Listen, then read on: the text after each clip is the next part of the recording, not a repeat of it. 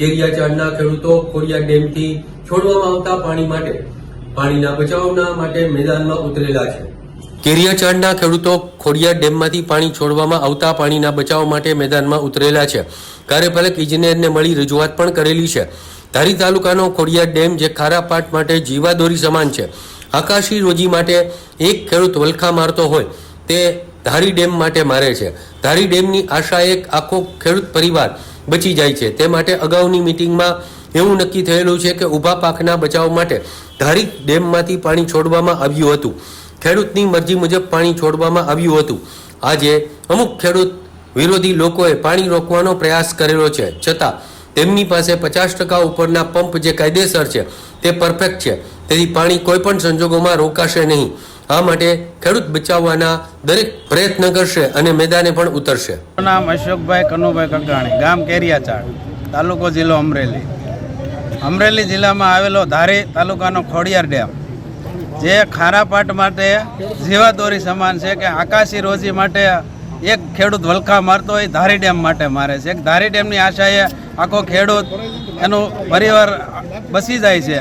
એ માટે આગળની મિટિંગોમાં એવું નક્કી થયું હતું કે ભાઈ ઊભા પાકને બચાવવા માટે ધારી ડેમમાંથી પાણી છોડવામાં આવ્યું હતું। ખેડૂતની મરજી મુજબ પાણી છોડવામાં આવ્યું હતું।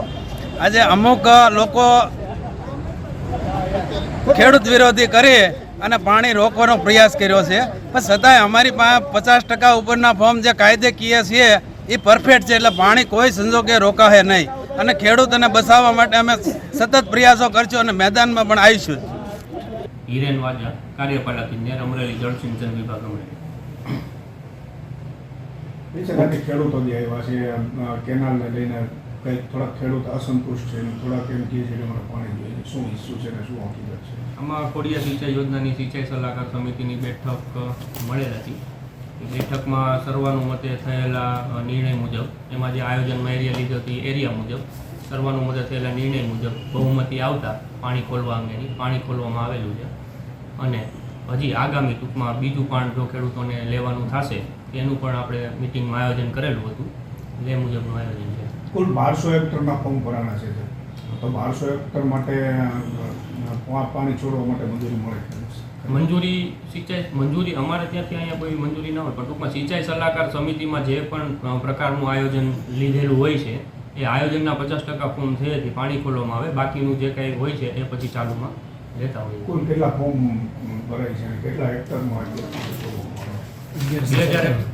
2000 હેક્ટરનું ટોટલ આપણે આયોજન કરેલું હતું। એનાથી વધારે પણ ટૂંકમાં એરિયા કવર થઈ શકે અને 2000 હેક્ટરમાં એનાથી ટૂંકમાં ઓછું ના ચાલે, 2000 હેક્ટરથી વધારેનું ટૂંકમાં આપણે આયોજનમાં લઈ શકીએ। સર, 2000 હેક્ટરનું પાણી મર્યાદા હોય તો એ પાણી છૂટી ગયા, માનો કે 2000 હેક્ટરની નિયત નક્કી કર્યું કે એટલા જથ્થામાં પાણી છોડવું છે, તો ત્યાર પછી વધારાના ખેડૂતો આપ્યો છે પાવા માગે તો પાણી છૂટશે કે 2000 પાણી સ્ટોપ થઈ જશે? 2000 હેક્ટર ઉપરના જો ખેડૂતોની ડિમાન્ડ આવે તો ઓલવેઝ સિંચાઈ વિભાગ ખેડૂતોની ડિમાન્ડને ધ્યાને લેતો જ હોય છે।